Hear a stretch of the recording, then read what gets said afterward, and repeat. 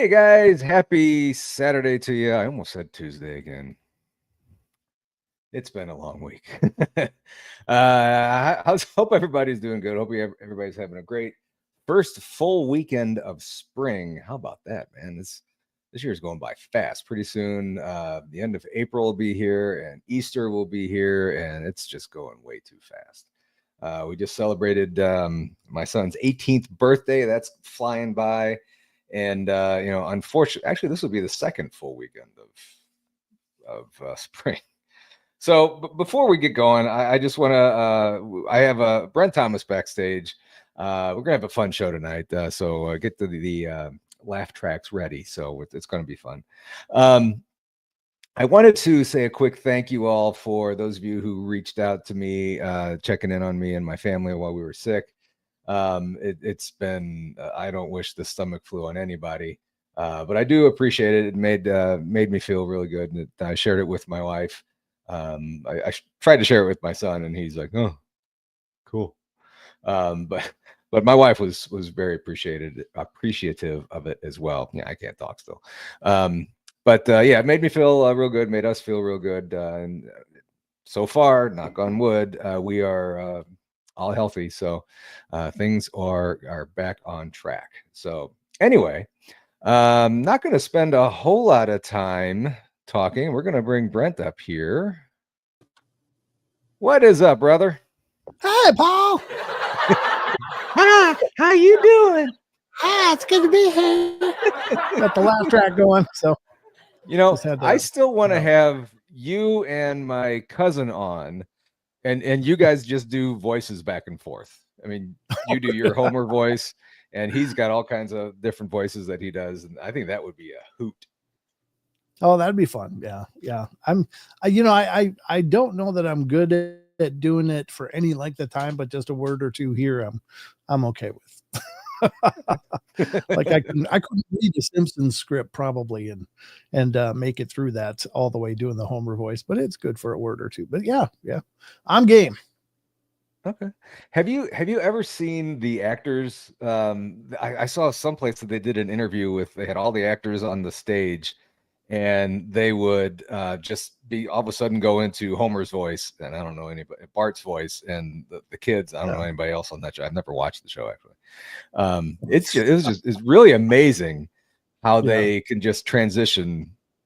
Yeah, real quick. Yeah, it's like listening to Seth MacFarlane do like Peter from the Family Guy, and then do Stewie and all these different voices. It's like, God, it's hard to believe, like, you equate these voices with a figure, and then when you're hearing it but coming out of a normal person, it's like, wait, what, really? And even going back even further, I was watching an old Tonight Show clip with Johnny Carson when the guy that did Bugs Bunny was on. He did Bugs, all kinds. Yeah. Oh my God, he was funny. Yeah, he was a brilliant voice actor as well. And there's an old story about him, which is kind of neat. Is he was in a really bad car accident and was in a coma, and they couldn't get him out of it and stuff. And so they did something like they either played a part of a Bugs Bunny cartoon, and I think they said, "Bugs, are you in there?" And he's like, yeah, and he actually did it, and that's what brought him out of the coma, was the voice or the command for the voice needing to come out. And I don't remember the exact story, but yeah, it was listening to Bugs Bunny or having someone say, "How you doing today, Bugs?" And he went right into character. So it's kind of a cool story. Yeah, that is pretty cool. And T-Bone, you commented on the hat. I don't know if anybody in here is a big hockey fan, but my St. Louis Blues are just on fire. They just won their 9th in a row today. They are just scorching it, and playoffs start in, I think, 2 weeks. So, they got a shot. They're in. A shot? Well, it's not. They haven't clinched. Oh right. Yeah. Oh yeah. Anytime you're in, just get in the playoffs. I mean, in 19, they were in last place, dead last, January 1st. They ended up making the playoffs, won the Stanley Cup, and just get in, and you never know what happens. And They are cool. are one of the hottest teams in the league right now. And I don't know if anybody heard me jumping and screaming today about an hour or so ago. The last 3 minutes of the game was just intense. But just electric. No, yes. I didn't hear that here over in Idaho. I didn't catch that, but I was pretty loud. My wife and dogs just kept looking at me like, "What the hell are you doing, dude?" Well, I'm glad for what it's worth. Congratulations. I know what it's like to really want a team to pull through, and then they're doing it. So it's exciting. Yeah, it is definitely fun. And we got baseball starting. It's just a fun time of the year. No, it's hardly seem possible. It doesn't seem possible, does it? Like it's almost time for baseball. Well, it started already. That's what I'm saying. It's like, what the hell? Yeah, it is. I think this is the earliest the season has started. Oh, really? They actually did start the season early? Yeah, it started Thursday. Actually, no. It started a week ago. Dodgers and Cubs played in Japan, I think. And thank you, global warming. Yes, exactly. But yeah, it's a fun time of year. You got the hockey playoffs starting up, baseball starting up pretty soon. It's just going to be baseball, but and then pretty soon you're going to have football right around the corner, and then right about that time, we're all going to be in Richmond, Missouri, for the Crossing Realms Conference. Yes, I am looking forward to that. Me too. Looking forward to it. Yeah, I really am. I'm not looking forward to the 22-hour drive, both ways.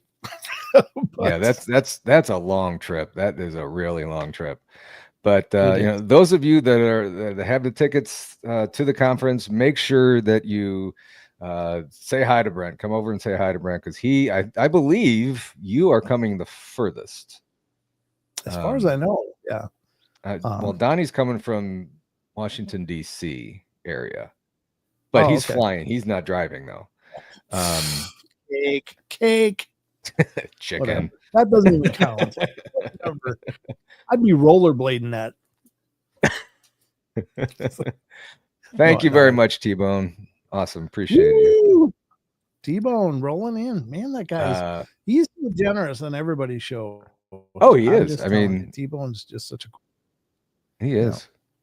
I know we all appreciate you very much, T-Bone. And we all even if we just appreciate everybody showing up. I mean, the memberships are fantastic. The donations are fantastic, but I love seeing the chat moving and seeing so many people chatting and talking and interacting with us and everything. So it's so neat seeing everybody in here. And you know what happened, Paul? What happened? I can actually chat. I can chat now. Well, because you have it set for like members. You have to be a subscriber for 10 minutes. I'm now unleashed on your chat verse. So, oh my God. So all my mods, watch out for that. Kind of keep an eye on Paranormal Portal here. I don't think you can hear me right now. Trying to talk without moving my lips, and maybe you won't notice. You just think it's somebody talking. Anyway. Oh, was that you? I thought I was thinking all this. The voices in your head sound eerily like me. I'm sorry. But hey, yes, I did see that, Kim. I did not get to play it, but I saw the dolphin thing that you sent me. So I love dolphins, as you can tell by the posters in back. So, you do. Anyway, guys, we have a fun show tonight. We're just going to be kind of chit-chatting, anything paranormal, ghost, UFOs, Bigfoot. If you guys have any questions, feel free to throw them out in chat. Put them in all caps for me. Normally, Krista's here. As you can tell, there is no Krista here. She is down. Her, Tex, Brandy, I believe Monica's down there. And a whole host of other ones are down at the, what is it, the Paracon down there? Texas Paracon? I don't know what the name of it is. But she's been sending pictures and stuff, and she's, getting to see all kinds of people down there. So we both wish we could have been down there, but it didn't happen. So, but it looks like a fun time. So we're here just keeping the bench warm for everybody. Exactly. I mean, everybody from the Misfit Toys is down. Most people are down there. I think us, BMR, Donny, and Jason. I don't know if Jason's down there or not, but I think that's pretty much it. I don't know. Lone either, Star yeah, Paracon. actually. Thank you, Kim. The Lone Star Paracon. Yep. One thing that I did want to ask you, kind of want to get your thoughts on this. I watch a lot of the History Channel on YouTube and everything, and right now I'm in the middle of their little series on UFOs and stuff around the Midwest, and it kind of got me thinking. And this was sightings from back in the late 90s, early 2000s and stuff that they're researching and stuff. And it kind of got me thinking about the UFOs over either nuclear sites or nuclear bases with our bases that have nuclear weapons on it.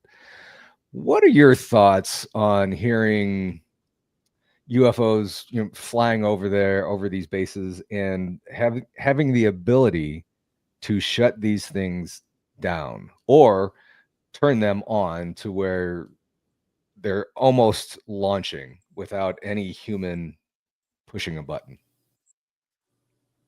I think it's fascinating because it's not like they're just hacking a system, because it's not like these nuclear, especially in terms of silos and weaponry and stuff. It's not like they're just sitting on the internet and some guy with a laptop is in his mom's basement and found a back door. I mean, these things are standalone systems.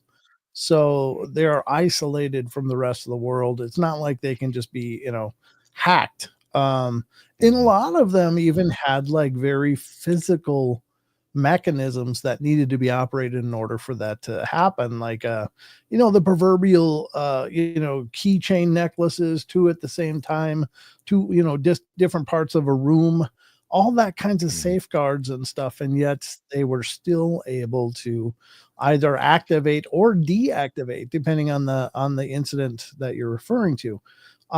It definitely shows, obviously, the huge technological disparity between what we're capable of and what these advanced beings are capable of. And it really kind of, I guess it's a very sobering thought to me. I often wondered what is it they're so fascinated with, because I'm sure that the whole idea of fusion and fission and all of that is like old science to them. That's like, kids playing with Lincoln logs in their version of reality. Whereas for us, it's at the cutting edge and the cusp of what we're capable of. So I find it fascinating and odd that they're so fascinated with our ability to do that. Some people have suggested that perhaps their power systems are still nuclear based as well. There's certainly plenty of anecdotal references to the fact that people that have been in close proximity to these craft have experienced what, for all intents and purposes, look like radiation burns, like they were in close proximity to these crafts. So it's very possible that that maybe they're interested, because it's like, well, how did these monkeys figure this out? And so they're kind of curious of how do we do that, and also the fact that we're basically like a room full of chimps with a box of hand grenades, and eventually we're going to pull a pin, and maybe they're really, really concerned about that.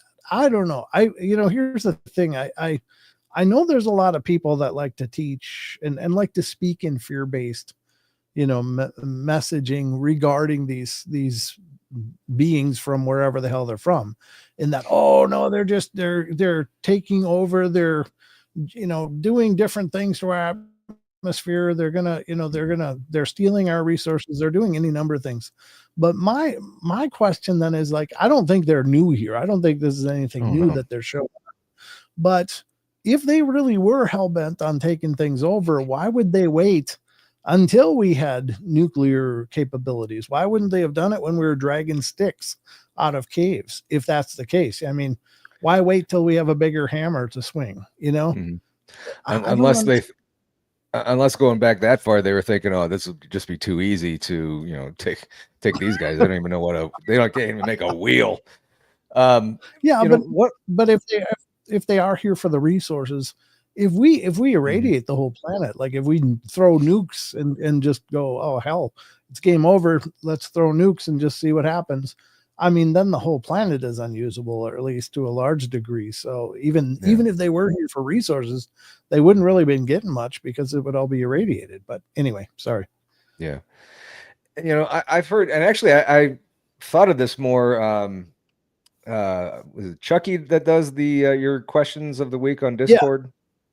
I saw Yep. that a Yep. couple weeks Chucky. ago. One of those questions, and that's what got me thinking about this. And somebody on there suggested that these crafts are either recharging using our, like you Mm, said, using our resources, or they're, and even what I was thinking was that this is us from the future coming back to survey the area or whatever.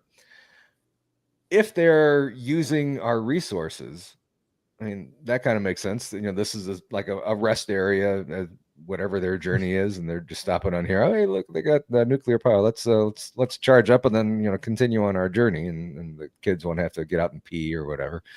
Um, that kind of makes sense, but you don't hear you hear that these nuclear sites are turned off or turned on, but nothing is ever. You don't hear many stories of anything being leaked. So being that leaked. Like, what do you nuclear power, or out the radiation leaked out. Well, I Oh, guess if people getting radiation burned, that would be a leak. So maybe they are. yeah, yeah. And maybe they're much better I'm at it arguing than we with are. myself. You just get back with us, Poe, when you're all sorted out there. Yeah, I think it's potentially possible that they're just much better at it, than we are. Yeah. When you think about what our use of nuclear is, it's basically a steam engine. Still, even Mhm. still, that's how we utilize nuclear energy. We heat up water so it turns turbines and creates electricity. Mhm. So it's still using technology that's hundreds of years old. That's the newest fuel source for it, but maybe they've figured out a better way to utilize Oh, I'm that sure they have. without the liability of spent fuel leakage, Mhm. potential meltdowns and stuff like that, because we're just using it to heat water, like to make tea or whatever. And it's like there's got to be better uses for that. There's got to be ways to harness that more directly and create a more direct, one-to-one energy exchange, rather than, well, we need 15 nuclear rods to heat up enough water to turn this turbine so that we can have energy. It's like, you know what I mean? It's kind of silly when you think about it. Yeah. I'm laughing at the using all this stuff to make tea. I'm picturing somebody at a base warming their tea up, and then all of a sudden it goes off. Hey, what happened? Why is all these alarms going off? Yeah. All I wanted was tea. I don't want anything to go off. All of a sudden the Is world's there over. there's a Um, tap on the reactor. Yeah. Get some hot water. it just says hot. um, so what are your thoughts on it's us from the future? I don't know. I mean, here's the thing, and this is kind of my take with all of the paranormal, and I mean all of the different fields. It's like, I mean, any idea is just as valid as any other, but to substantiate that as an actual fact or potential fact, how do you prove that? How do you disprove it other Yeah. than some guy's channeling Pleiades while he's on the toilet or something? I mean, we get some really really fantastic claims in this circles of the paranormal and in the unknown, and I'm not saying that none of them can be right. I'm not even sure myself what could be right or wrong, but I don't know. Is it possible? I guess, sure. is it possible that they're from, a distant galaxy like the Andromeda or some other really distant galaxy? Is it possible they're interdimensional? And so, in the short answer is maybe, but they're all maybe. Any idea you can throw at it is still a maybe. Like, I don't believe one could be more accurate than any other. And I mean, from galaxies far, far away and stuff, Sure. it would just take so freaking long to get here. I mean, they would almost have to have some kind of wormhole to travel through. Right. And like Well, on yeah, if you're Skinwalker Ranch, those things are it seems like they're pretty close to being proven that it's something is there that is allowing these entities or whatever to travel to our planet.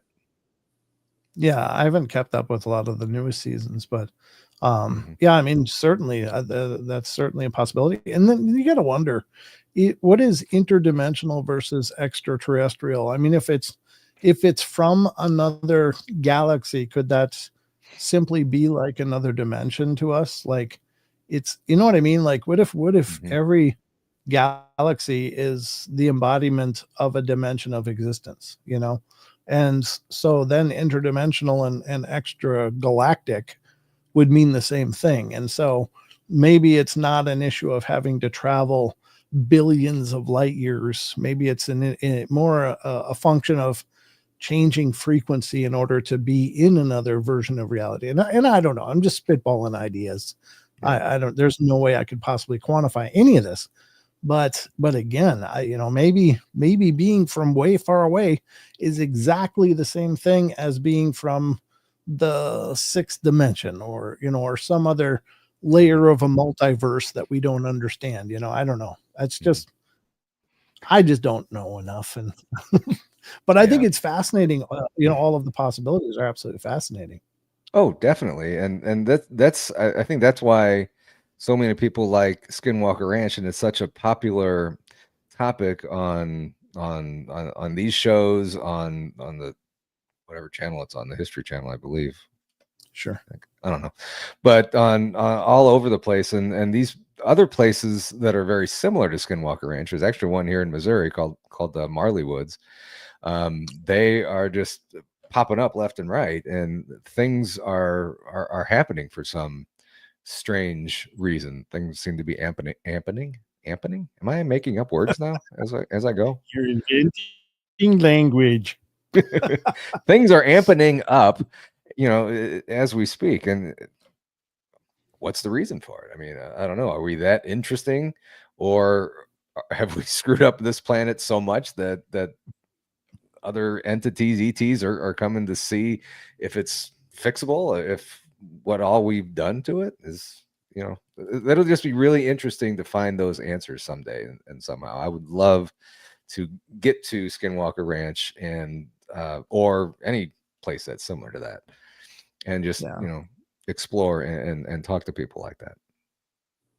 Well, I think there are skinwalker ranches all over the world. Like, Mhm. something about that location is not unique to that location. It's just any number of factors have come together to create this, like, almost superstorm for weird and unusual things to happen. But I don't think that's a unique location. I think, like you said, there's other locations throughout the world. There's the numerous triangles. There's so many triangles, Mhm. where things happen, and maybe that's akin to a skinwalker ranch, and it's hard to know what those factors are. But I think that I mean, when you consider ley lines and you consider all kinds of other, esoteric ideas and factors that could be influencing the prevalence of this energies, or the potential for these energies, I think there's lots of locations. It's just everybody knows Skinwalker Ranch, so it kind of becomes the Mhm. buzzword. But I don't think that location is necessarily unique. But the Uinta Basin, which is, in Utah, obviously that's where Skinwalker Ranch is, but it's believed that the Uinta Basin, the entire Uinta Basin, might have been created by some sort of meteor impact way back Yeah. thousands of years ago. And so maybe that created part of this weird superstorm of energy or whatever that happens there. I've investigated there, not on Skinwalker Ranch, but in a property near there. And we had some pretty phenomenal spiritual stuff happening. Flashlight test, got some great responses. My REM pod would not stop screaming. It would not stop screaming. Really? I thought the thing was broken. God, I think that thing's broken. I shut it off, and then the flashlight was going off, intelligently answering. A guy I was with got pushed, and later on that night, I'm back at the hotel after we were all done. It was when I went down to the Phenomenon conference in Vernal, and this was 2 years ago. And we're out in the desert. We did the investigation, phenomenal activity and such. But then we got done, and everybody went back to their respective hotels, and I went to lay down, and I'm laying in bed, just starting to get comfortable, about to drift off. And no kidding, something shoved me in the back enough to roll me over. I'm sleeping on my side, laying on my side, and I got shoved to rolling, like onto my belly. And it's like, really? oh, yeah, true story. Yeah. And that's, that would be a hefty, I'm not saying anything. I mean, it would have to be a hefty push to push somebody who's laying down in bed to, move them like that. That's yeah, it wasn't like an aggressive, crappy kind of impact, but it was like, hey, just a shove. Yeah. But it was a very real experience. The first time I've ever experienced that. And and honestly, and I don't mean to try to pat myself on the back, but I instantly got pissed, like, oh, hell no. And I started saying, this is not happening. You are not allowed to do this. You better get the hell out. This is not okay. You're gone, and that was it. That was the end of the experience. But obviously something had followed me back 45 minutes of driving back to the hotel, and wow, just wanted me to know. So very cool experience. Boy, that is cool. That is cool. So what else happened when you were doing the investigation? No, I'm really intrigued by this. Well, basically the story was the property's about 20 minutes as the crow flies from Skinwalker Ranch in the Uinta Basin there. And the family's had a lot of activity.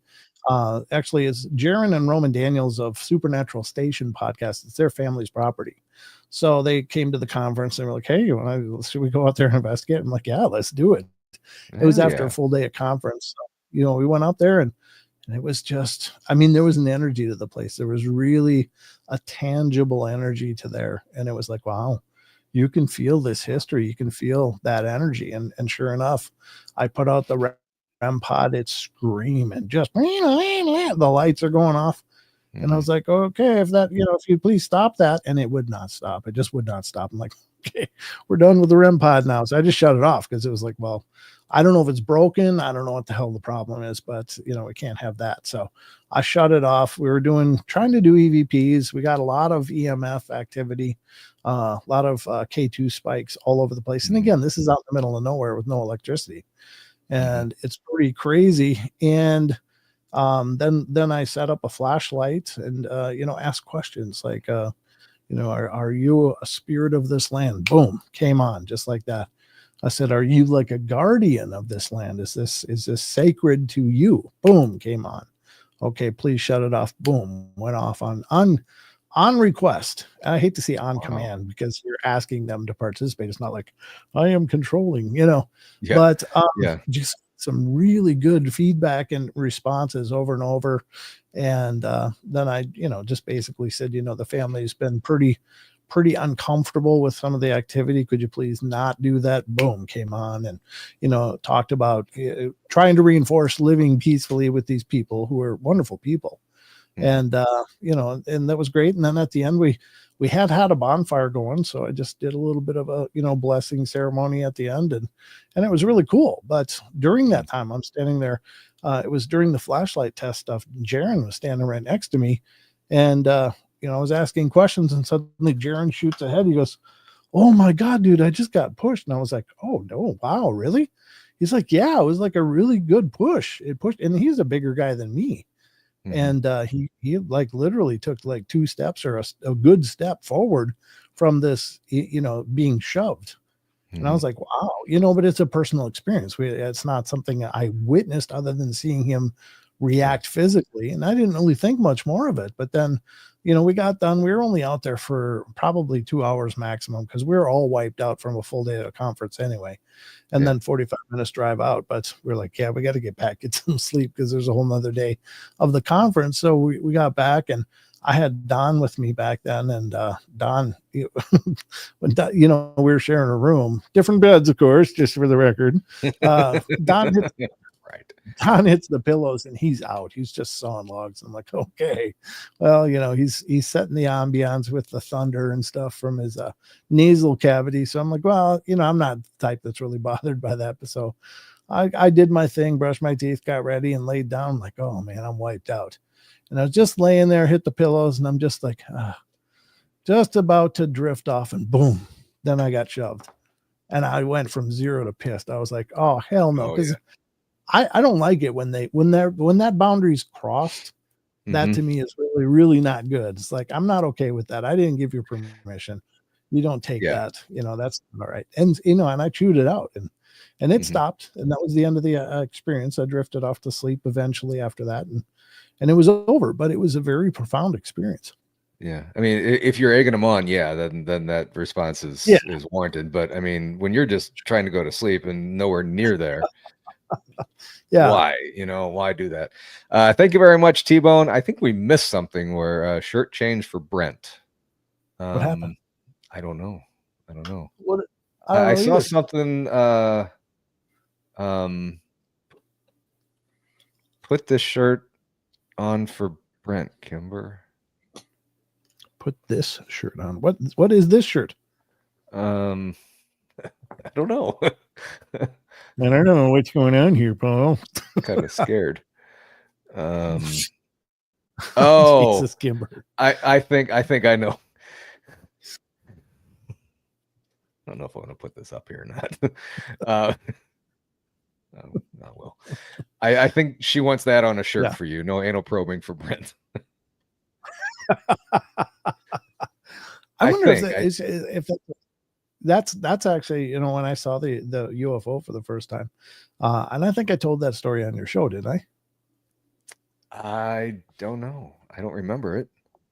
I don't know either, but if I did, I saw it and I was experiencing it or whatever, and then I thought, oh my God, they're looking at me. This is really weird. I don't need it to be any more real than just seeing it. I didn't want any probing, is what my, because it's true. Yeah. That's the next thing that came through my mind after I realized, oh my God, they're probably sitting there looking at me. It's like, oh, wait a minute. I've seen this movie. It's not good after that. So I was like, yeah, I'm going inside. I'm done. So I've seen South Park. Yeah, no, we don't want the anal probes. Hey guys. Yeah. I got satellite coming out of my ass. I sound like an old man. Yeah. It's like the old guy on Family Guy. Yeah. I used to be able to do Cartman really good. That didn't sound good. I used to be able to do Cartman's voice real good. Did you? Yeah, but I don't know what happened to it. I guess I haven't done it in a while. Got to practice, Paul. But I always go ahead. I just said you got to practice. That's all. Oh yeah, I'm gonna have to do that. I'll be sitting in my room all by myself, just doing voices. And my wife will walk by. What the hell are you doing? What did I get myself into? Paul being a special guy. No, Kenny is my papa. Oh my God, they killed Kenny. That didn't sound right. Wasn't the right voice. Anyway, I don't even know where I was. Oh, every now and then, or actually a lot of times, I go outside and I just I get in a chair and I kind of lay back and just look up in the sky. And I often wonder, I really want to see one UFO going across the sky, but everybody said, be careful what you wish for. So I don't know. That was me too. That was me though too. I was like, all my life I believe these. And are you not familiar with my story at all, Paul? I don't think so. This doesn't sound familiar to me. I will tell you the story, and this is God's honest truth. Like every story I tell is honest to God. I don't create fictional stories for the sake of shows. So this was my experience. And my apologies to anybody that's heard me tell this story on every other show I've ever been on. I even get tired of telling it myself. It's like, man, I can't keep telling that story. People are getting so bored of it, but it's a true story. So what was going on? It was long before I ever had a paranormal portal or anything. I think it was about 2012 was when this happened. I think roughly about that time. But I was working remotely for a company, a survival company, and I was doing some marketing stuff for them. And they used to be in Indiana, but relocated out here to the north of Idaho, which is eventually how I moved out here. I'm from Minnesota originally, but they were going to have meetings up here in the north of Idaho and stuff. And they're like, well, why don't you just come up for that? And because we're going to be talking about marketing and contracts with the, advertising contracts and stuff. So I was like, okay, well, cool. So I got on a plane and shot up here. Well, the owner of the company had purchased this mountain cabin up in the mountains in northern Idaho, which is, the Cabinet Mountains, I guess, or this, not the Selkirk cabinets up here, but he was up here. He bought this beautiful property and he had done all kinds of work on it, expanded it, made it off grid complete. It was already off grid, but he put in all the amenities. And so I got up here and basically his house is up a logging road. There's like almost no other houses around. There's lots of cabins for hunting and, warm weather season stuff, but it was a late spring, I think. And he said, I got this house up in the mountains ready. He said, while you're here, do you want to just stay up there? And I'm like, well, hell yeah, I'll stay up in a cabin up in the mountains. That's, beautiful. And it's just such a gorgeous experience. I'm like, hell yeah, I'll do that. So he brought me up there and kind of showed me how to turn on and off everything, what you got to do. Cause it's off grid. It's got generators, batteries, solar, all that stuff. And there's a lot more to do in a property like that. So I'm up there. And he said, oh, by the way, I got these night vision binoculars. You should check these out. And I'm like, oh, cool. Now I wasn't like looking for UFOs. That's not the reason I used them, but I was just excited to try out these night vision binoculars because I'd always heard most of the stars in our galaxy are actually red. And so they're not really visible with the naked eye. And and I swear to God, if you ever get the chance, look at the night sky with night vision, like generation 1, 2, it doesn't matter. As long as you can make out the stars, because there's going to be millions of more stars in the night sky. It is just spectacular. Like there's so many more stars, you won't recognize constellations anymore. Just really? Like, oh God, yes, truly, it is breathtaking. So we went on a cruise to a Hawaiian cruise a couple years ago. And I was so looking forward to at night going out on the balcony and just looking up and seeing a ton of stars in the sky.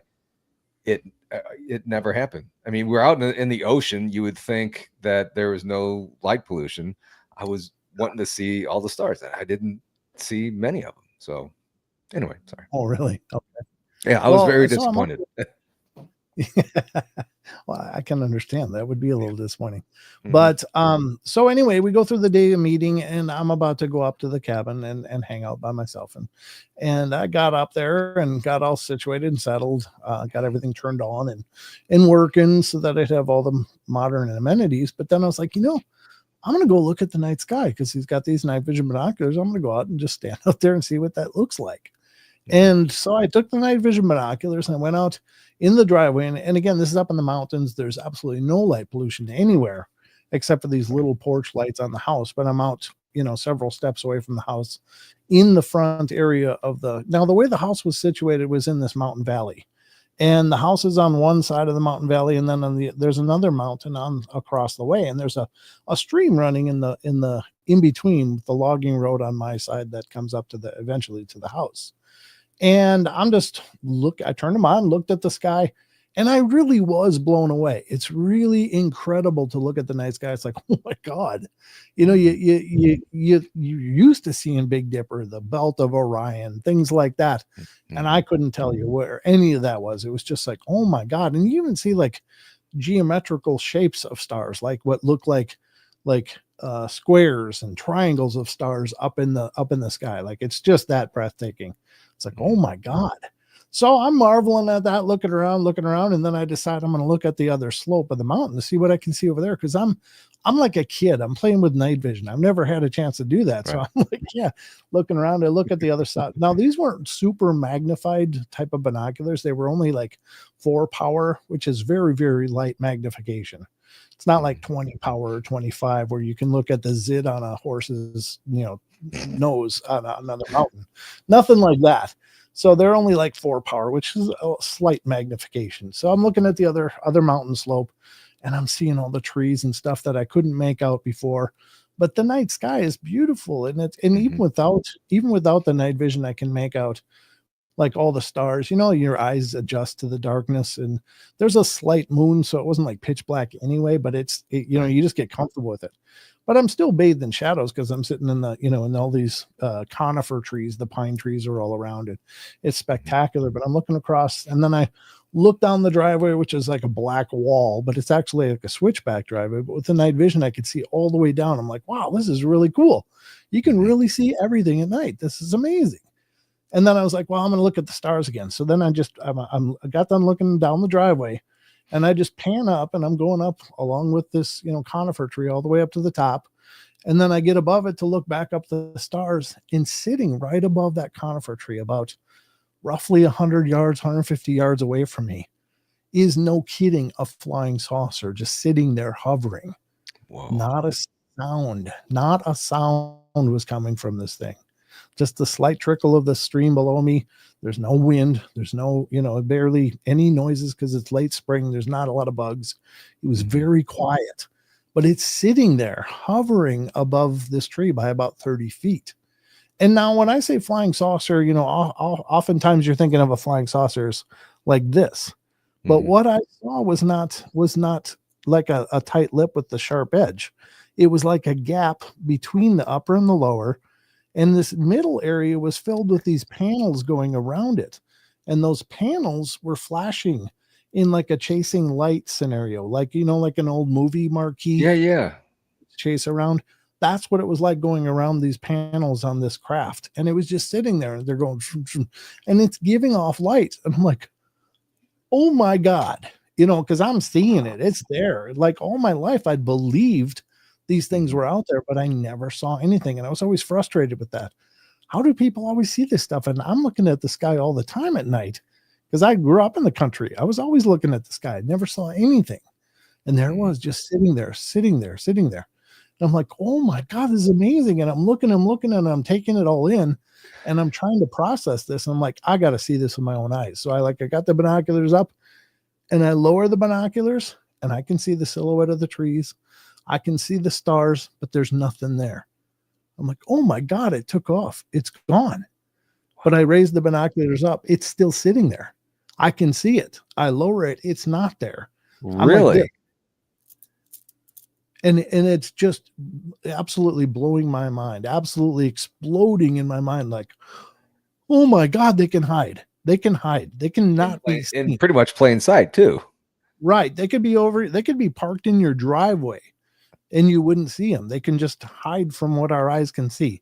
That light spectrum, they can nullify or whatever so that they don't show up. But I'm like this, and I'm like, oh my God, this is incredible. This is amazing. And I'm just having this moment of, I don't know, it's just this paradigm shift. Like, oh my God. And instantly when I saw it, I was like, could it be ours? Could it be one of ours? Advanced craft? But then when I lowered it and it wasn't there, it's like, that's not ours. I was like, we didn't do that. We could not do that. And so we go. Yeah. But then then I'm doing this, and I'm looking, and then it dawned on me, like, I'm the only thing going on in this whole mountain valley. Like, I'm it. There's nobody for miles around. There's nothing for miles around. And they're sitting up above this tree. I'm looking at them. Chances are they're parked up there, not going anywhere because they're looking at me. And that's when I was like, oh, wait a minute.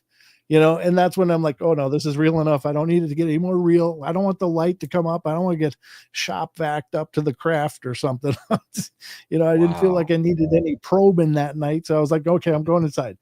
And I went inside, locked the doors, and I did nothing but pace for hours. I was like, oh my God, And I'm peeking out the blinds, like, are they coming? Are they, what the hell's happening?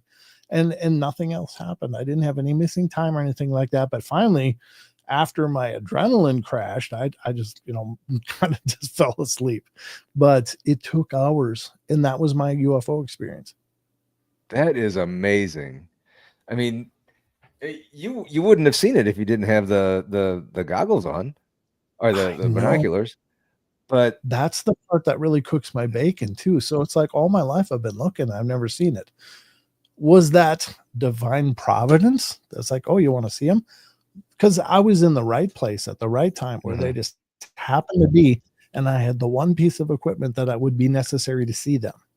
Yeah. What are the odds? Like literally. So true story. Yeah. This was the first I've heard that story, and thank you for sharing that. That's, I mean, wow. Whenever I hear an encounter story, whether it's UFO or Bigfoot or ghosts, but anyway, I'm always trying to put myself in the teller's shoes and stuff, and how would I react to it? And that would just freak me out. I mean, it didn't freak me out until I realized that they're probably looking at me. And then I got kind of freaked because it was like, yeah, wait a minute, because I just thought, well, I'm seeing them, and, I just have the one tool that can possibly see them. And it's still a huge experience, but it got uncomfortable when I realized, well, they're probably sitting up there floating, looking at me. And they're probably doing the same thing. Right. There's a guy down there. Oh my God. They're up there. They're up there shining up the probes. Hey, we got a good one. Guys, get ready. We're beaming them up. Oh, shoot, he left. Yeah. So, wow. How long did it take you to go back outside after that? I didn't go out until the morning. After that, I was just like, nope, I'm good. I'm staying inside. The doors were locked, and I wasn't going to go anywhere. It was like, I'm all by myself. There's no help anywhere near. And, of course I had a cell phone and stuff, but the last thing I was thinking is, I'm going to call somebody and come up and help me. I mean, I didn't really know what to do with it, because it's like, I see them, and chances are they saw me. And well, it's not like I was sucked up into the sky. It's not like I lost time or anything like that. So I saw them, they saw me. And as far as I know, that's the entire incident. Now, the interesting thing is after that trip, the first thing I did when I got home was go on Amazon and look for those exact night vision binoculars. And I bought a pair, and I've gone out and seen more crazy stuff in the sky. I think it's probably one of the greatest tools for UFO could have ever possibly got my hands on. All right, I'm going to Amazon right now. And what, they're just night vision goggles? Night vision binoculars. But I will tell you, if you get a pair, the one big regret that I have, the big regret that I have about this whole scenario, this whole situation, was there was no record function on those binoculars. If I had been able to record that moment, that experience, I would have the UFO equivalent of the Patterson-Gimlin film in my mind. Like I would have that film and could show people, look, this is real. Here it is. All I have, though, is my anecdotal experience that I can relay to people and verbally, but I can't prove it to anybody. But everybody's been gracious that I've shared that story with. And nobody said, did you take some cough medicine before this? Was you nobody's come at me with that. It's good because I have nothing to gain by creating stories. I don't think it adds any credibility to me or the show that I've seen a UFO. It's just, it's happened. It's something I've experienced. It's very neat. And okay, so I am on Amazon over here, and prices for these run probably a cheapo one is like $51.99. Ooh, 51 marked down from 129. All the way up to 212. So I mean, interesting. I have to get me one too. Well, yeah, I don't know about. I don't know that they're all great for stargazing. I don't know. Depends on the focal length of them, because some of them aren't really meant to focus far. They're just meant to see like 30 feet in front of you. So deer hunters, definitely really, I guess. Yeah, well, or beer hunters. Deer hunters. Yeah. Well, one of them, I say deer hunter because one of them, there's several of them that have deer in the Oh, viewfinders. sure. So I mean, Sure. hell, even if you're going out on safari in Africa or something, I mean, that would be kind of Sure. cool. As long as it has the focal length enough for really distant viewing. And that's the key. That's what allowed me to go look at the stars. So I think we got a new segment here, shopping with Paul and Brent. let's look up K2s. I got mine going right here. Yeah, I got one. Oh, you have it actually going? Yeah, I always have one sitting next to me when I'm doing a show, just because people have seen behind me, and I've actually felt presence here. So sure. I always have, and actually, the night that I did my last interview before I got sick, I left this on all day, and the first green one is not lighting up. So I don't know if these run on battery. I don't see any place to open this. Yeah, you got to open it with a screw on the back. Yeah. Yeah, I'll have to change the battery here. Yep. But yeah, and I got a cat ball over here too. It's just go. Oh, me too. I actually have it go off sometimes too, which is really cool. But I'll turn it on. I usually keep it on. So eventually, what I want to do is put like shelves back here, and maybe on that wall too, closer to the door, and put some of the stuff up there. So, I have it in the background, and if things, so I'm not always looking over here like that.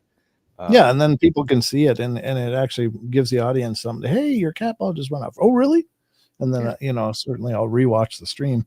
It went off Wednesday. It doesn't go off very often, but once in a while it does. And it's not just from people bumping around in the house. It's not that fragile of a house that they're setting off cat balls just because there's a stairway on the opposite this wall. One thing that I found out, I have 2 cat balls downstairs on our bookshelves, kind of up high. I had one right by my dad's picture and the American flag he got from being in the Air Force, and I have one on my father-in-law's side by his picture. Both are gone, and both my father and my wife's father, we've felt their presence in this house before, so I figured, let's put those up there just to see what happens. So cool. One time they were going off in unison. I'm like, oh, that's weird. So I'm jumping up and down on the floor. I can't get it to go off. So maybe that's something. But then our golden retriever Bailey started barking real bad. Not real bad, just a lot. They would go off when she would bark. So I think that somehow when the dogs bark, the cat balls go off. Because it's happened a couple times. What you didn't know is that your dog's bark has psychic powers. But it's weird too with her. Sometimes, we're sitting on the couch or whatever, and all of a sudden she'll sit up and look like off to the corner where there's just a wall or something. You wonder if she's looking at something, if a spirit or somebody just walking by. Just,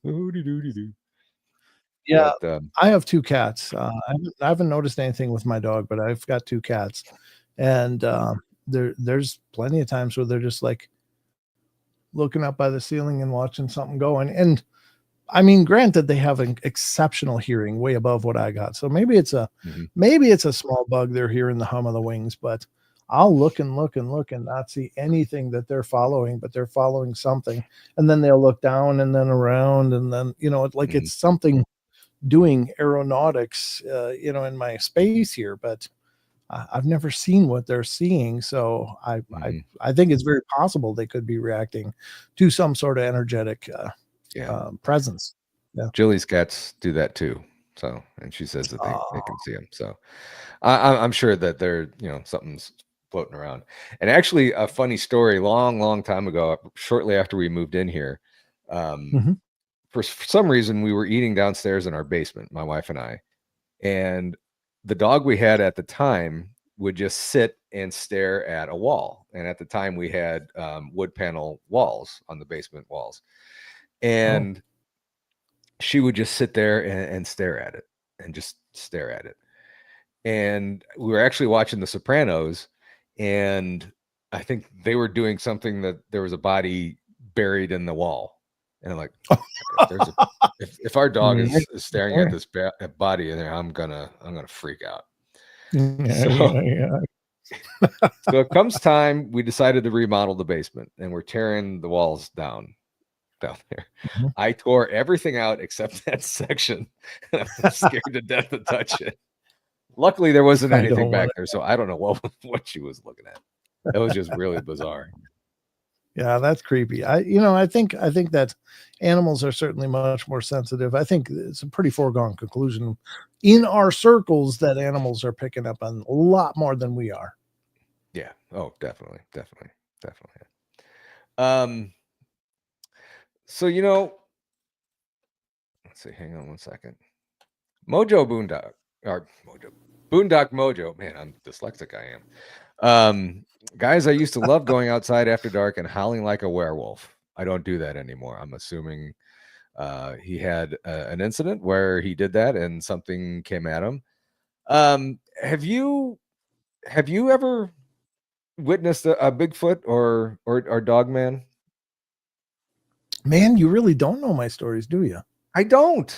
I tell you, I've got a little bit of everything in my history, Paul. I'm just going to tell you that, but I don't know what I encountered, but it was something huge. It was behind me and it was growling. I was hiking. It was when I was 14 back in Minnesota. And one of our big things we used to do was, I grew up very rurally, and there was usually nobody around for playing with other than my brothers when we got along. But generally speaking, we didn't do a lot of playing together either.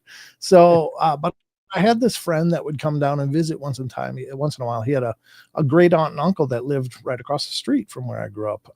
And so he and I became fast friends through the years, but he wasn't around much. But when he was, one of the things we would do in the summer was just go hike up on this bluff, the bluff right behind my parents' house is part of a state park. It was called Rattlesnake Bluff. And it was just where we hung out a lot as kids. I was up on that bluff my whole life. Never had anything weird happen. Never had anything out of the ordinary, just hanging out up on the bluff. It was where we went. It's what we did. Well, this one summer day when I was 14, my friend was 15, we hiked up, and this is a state park. There's no lights or anything. It's pretty rugged. And we're hiked up all the way to the top, and we're messing around on this summer day. And we're like, well, it's getting late. We better start working our way down because you don't want to get trapped up on the bluff when it's dark, because it's treacherous as hell. To try to come down in the dark, there's no light. It's a forest. So we start working our way down. It's still daylight. And now this isn't like a really dense forest. It's an old forest. So, when you're in old forest, it's kind of open. You can see around you. You got plenty of trees and stuff, but it's not like, ooh, what's 5 feet away from me? Nothing like that. It's way more open than that. And we're working our way down. We're coming down this dry run. It's like a ravine.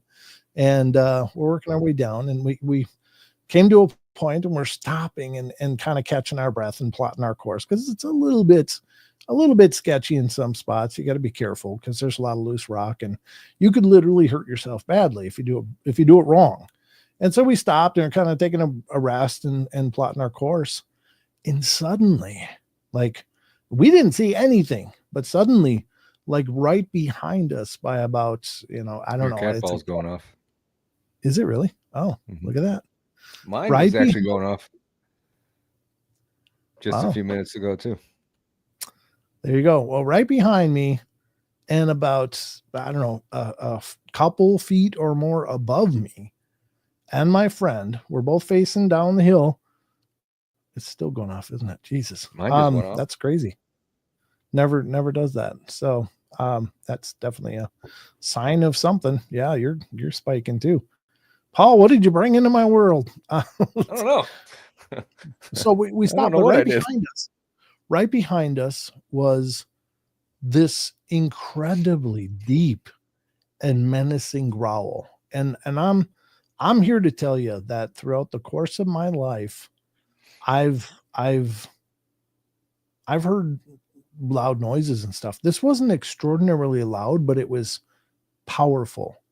And it vibrated my body as much as I heard it. I was resonating with this growl.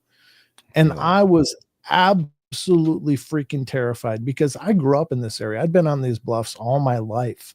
And the biggest thing we had there was like white-tailed deer. And so the bear, the biggest thing we had was white-tailed deer. We had raccoons, we had the occasional coyote, but whatever was making this growl was huge. It was like, I can't even imitate it, do it any kind of justice at all, but it shook my body. And my friend and I both froze. Now, in a lot of these situations, you hear people say, I couldn't move. I couldn't move. I could have moved. It's not like I couldn't move, but whatever was making that sound, I was convinced was about to kill me. It was about to end my life. This was the last moments that I was going to be alive, because whatever that was terrifying the absolute hell out of me. And so I didn't dare move. I didn't dare want to do anything to cause it to attack. But on the other hand, I didn't want to know what it looked like as it killed me either. Like, I didn't want that to be the last thing I saw. So I was like, literally felt like I was at the last moments of whatever life I had, which was 14 years of life. And I froze, and we were frozen there, and this thing growled and growled, and nothing happened. And I finally said to my friend, I said, what the hell is that? And he said, I don't know, but we got to get the hell out of here. So, you know, and the way I tell the story is very true. I mean, I'm just telling you the psychology of the moment. You've got fight or flight, and whatever was making that sound was not in fight category. That was, you know, I'm 14 years old, and I felt like I was like a toddler. I felt like I was like a little baby. Wow. And so the only thing left was for us to run. And we did. We ran down this hill, and how we did it without breaking our necks, I don't know. I mean, it was just, God only knows. Mm-hmm. But we made it all the way down, and whatever it was didn't follow. But I had no concept of what that could have been when I was 14 years old. Wow. Like, I had knowledge of an idea of Bigfoot. But my exposure to Bigfoot at that time was Leonard Nimoy telling me it was something in Washington State or in Bluff Creek, California. It was over on the West Coast. There was nothing like that in our experience in the Midwest. And I had never heard of anything like that. And so I just sat on it. And it killed the forest for me for years. Like, I literally wouldn't go in those woods anymore until quite a long time. But I did. There was one time when it all came back to me, because it kind of just got shuffled into the back of my mind. But it was when I went to see the movie Jurassic Park as an adult. And I was sitting in the theater, and it's the part where that T-Rex, like those kids are in that car broken down, and the adults are in the car behind them. But the kids are sitting in there, and that T-Rex comes. And when it brings its head down and looks in the window, it's like this deep rumbling. And it brought it all back. I'm sitting in the theater, and I started hyperventilating. I'm like, oh, I remembered that moment. I'm like, and I still didn't know what to do with it. And it wasn't until, you know, in the last couple decades that I really started learning about Bigfoot.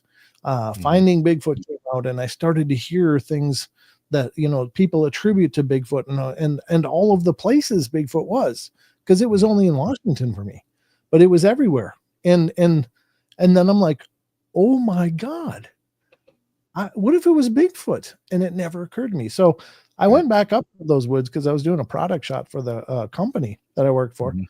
And I was taking shots with my eldest son, Sheldon, who appears on the show with me sometimes. And I kept having this feeling, I got to go up higher on the hill. There's something I need to see higher on the hill. And so I was like, Sheldon, we need to go up there. I don't know why, but something is nagging me that we have to go up there. And we went up there, and there's this wall of these huge ancient limestone boulders.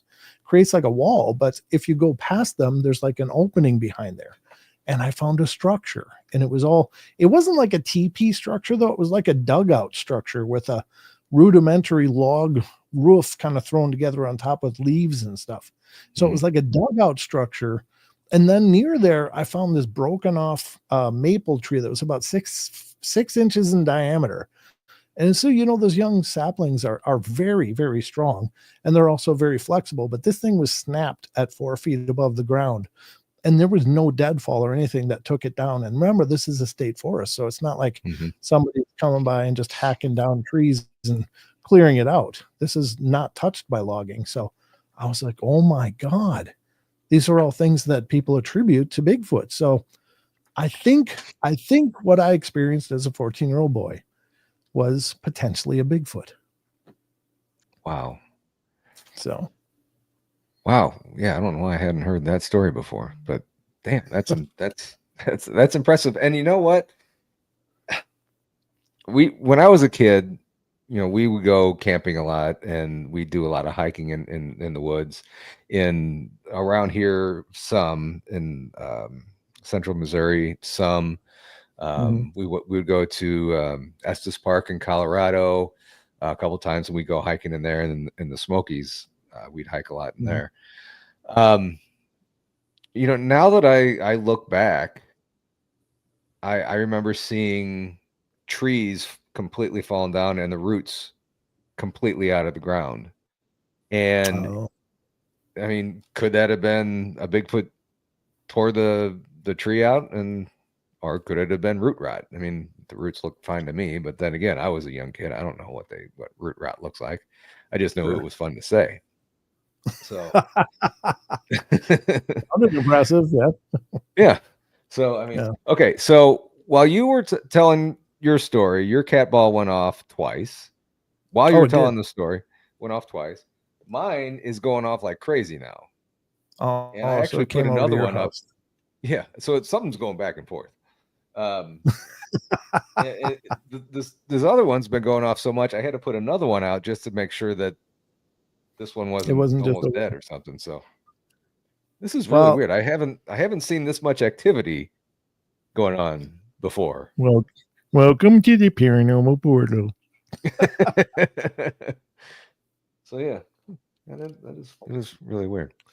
You know, I've got to tell you that I do sometimes hear from listeners. It's like, I don't know what it is about your show.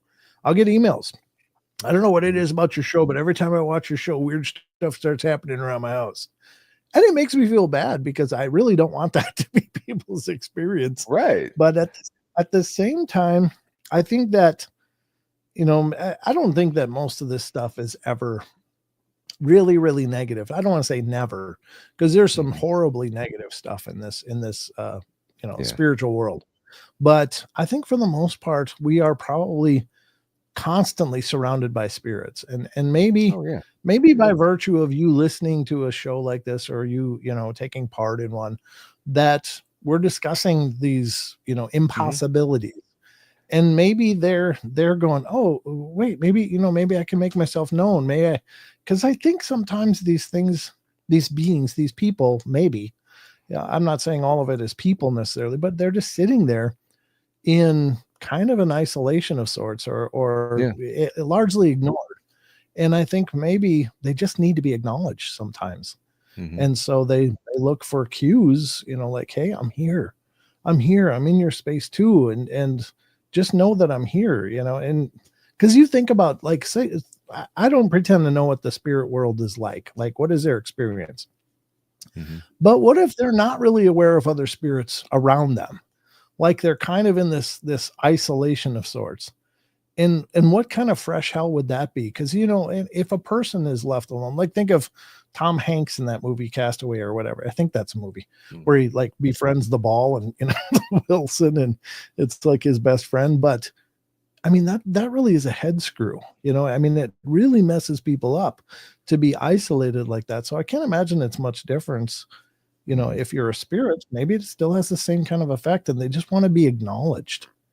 So, went off again. Look at that. There's confirmation. They just want to be. Mine was going off too. I forgot where I was going with this. Oh, I was talking with somebody, and this was right when I first started doing this show. They kept saying, "Why do you call it ghost hunting? They're all around you. You don't have to look far. I mean, just look around you. I mean, I wouldn't investigate my own house. There it goes again." So I mean, like you said, they are all around us, and I've had people tell me that they've seen my loved ones behind me here. Other people say that, I'm not even doing a show, and my parents have come to them and kind of showed me around my house, or showed them around my house. So, it's pretty interesting, and I'm saving that story for when I'm having a special guest come on one time that actually saw this, and I want to save that story for them. It's a pretty interesting story. Yeah. But Jilly Maria, one of my favorite mediums, she's been on the show several times doing readings and stuff, and she posted this: "You both have ancestors visiting, letting you know you're supported." So, well, that's beautiful. I 100% believe that ever since that time on at Arcadia with on BMR show, I know they're all around. I know. Sure. And they're protecting me. You're just being here watching or whatever. Yeah. So it's kind of I cool. I think it's kind of a beautiful thought, really, and I wish they would give me a hint on the lottery numbers. That would really help. Get later, big kid. Give me the pick six, for God's sakes. Okay, the first number, light up the cat ball however many times the first number is. You're doing this for days. Asking a little bit. Yeah. Was that 38? I lost count. Did that stop, or was it just one long one? Okay, start over. I'll read these numbers back. You say you light up if it's yes. No, damn it. Somebody else had a question on here. I thought I didn't put it on there. Well, maybe not. But anyway, I was talking with somebody today. I had Harley Owens. I keep wanting to say Harley Davidson. Harley Owens on. Actually, we were on. He was on Blondes and Booze. I was filling in for them Thursday, and he was on. They did a Bigfoot investigation someplace in Tennessee just today, actually, and found out that they got some really cool pictures, and they have one of, if you look in the woods, clear as day, there's a silhouette of a Bigfoot or something looking at him. So pretty cool stuff. Really cool. And yes, a lot of footprints that they found. So that was pretty cool. That was pretty cool. That is really cool. I would love to go out and do that sometime too. I mean, I've done the ghost hunting. I haven't done much of it, but I think Bigfooting is one thing that I want to do. Yeah, I think it's a fantastic thing, but I know that a lot of times to really do it, you got to go to some pretty rough places, like, Yeah.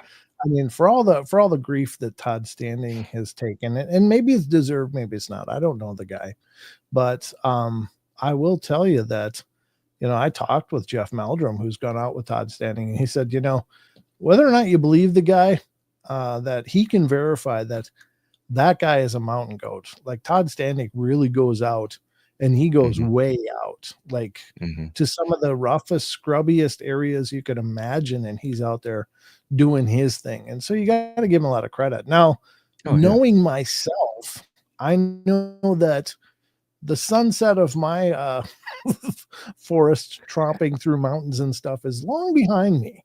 So, I'm okay with that. I'm okay with that. Yeah. But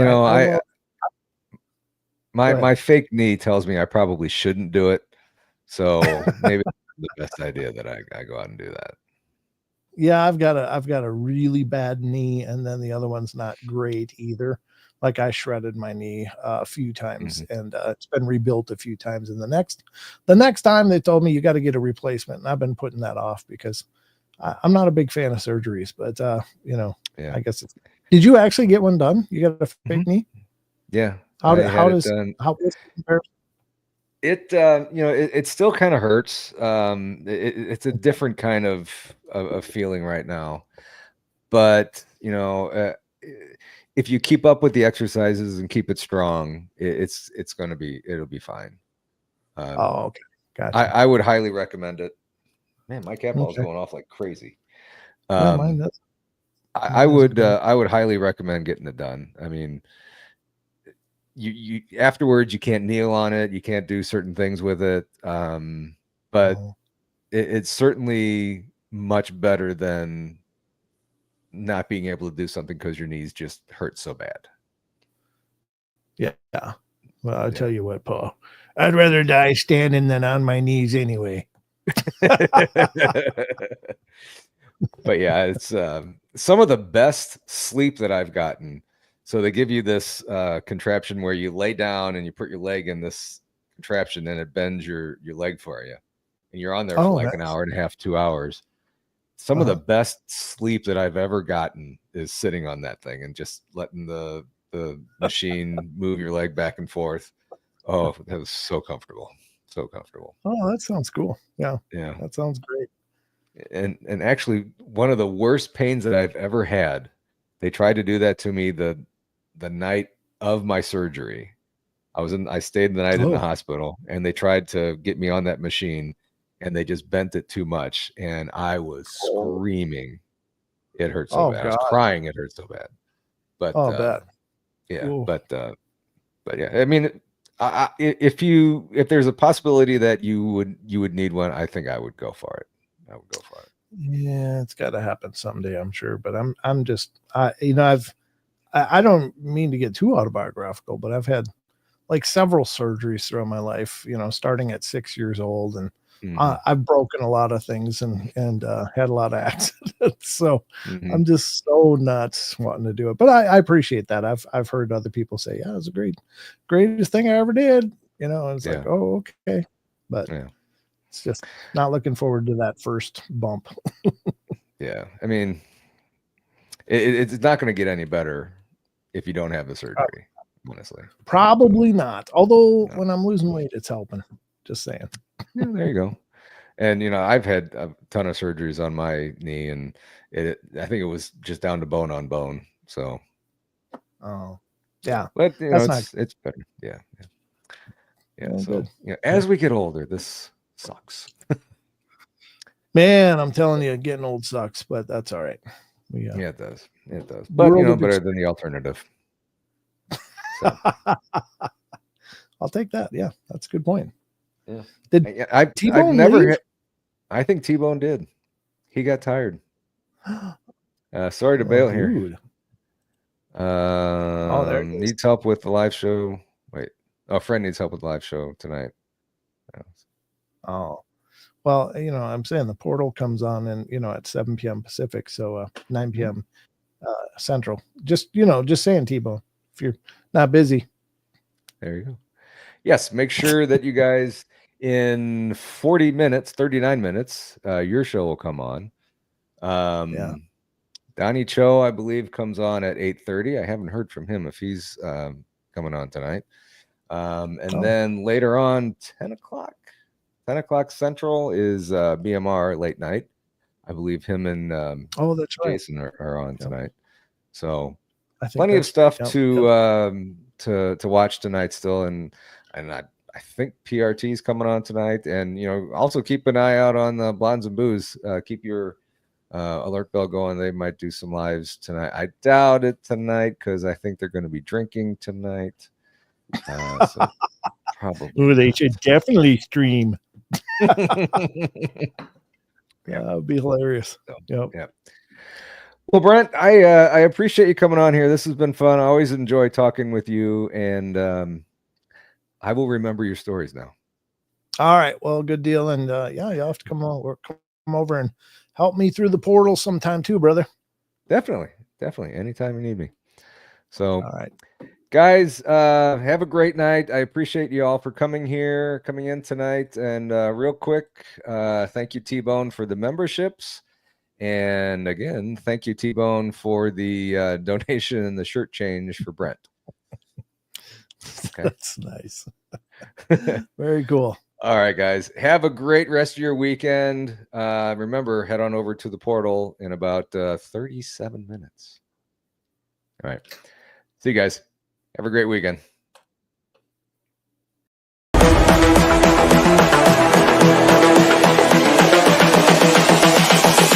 This is the future.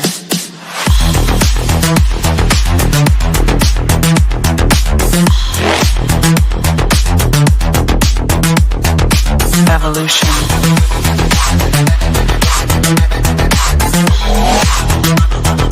This is the future.